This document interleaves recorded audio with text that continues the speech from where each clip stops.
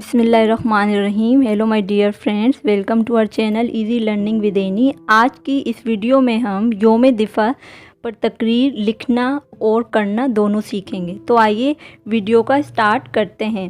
محترم صدر، میرے قابل عزت اساتذہ کرام اور میرے عزیز ساتھیوں، السلام علیکم۔ خون دل دے کر نکھاریں گے رخ برگے گلاب، خون دل دے کر نکھاریں گے رخ برگے گلاب، ہم نے گلشن کے تحفظ کی قسم کھائی ہے، ہم نے گلشن کے تحفظ کی قسم کھائی ہے۔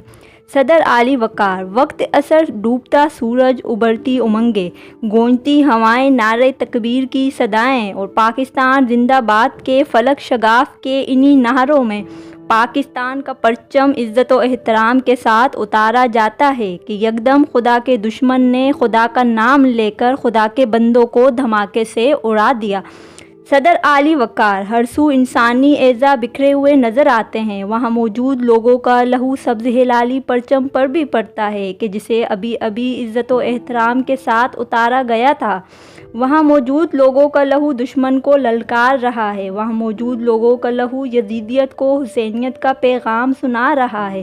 صدر اعلی وقار، سورج فضا کو سوگوار بنائے غروب ہو جاتا ہے، لیکن اگلے ٹھیک 24 گھنٹے بعد دنیا یہ منظر بھی دیکھتی ہے کہ جس جگہ کی بو خون سے رچی بسی تھی، اسی جگہ پر وہی شیری پاکستان زندہ باد اور جیوے جیوے پاکستان کے نعرے لگاتے ہوئے اور ہماری افواج پاکستان کا ساتھ دیتے ہوئے یہ نوید دیتے دکھائی دیتے ہیں کہ ہاں، ہم نے گلشن کے تحفظ کی قسم کھائی ہے۔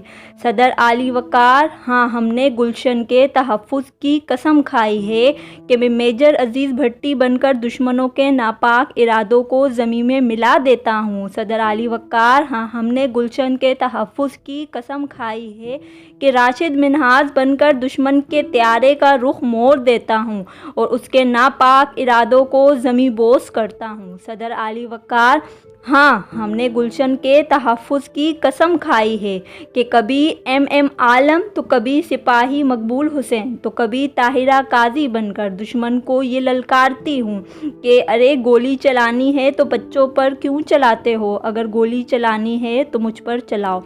پاکستان زندہ باد، پاکستان پائندہ باد۔ شکریہ۔ If you are new in our channel, please subscribe the channel and press the bell icon for more upcoming videos. Thank you.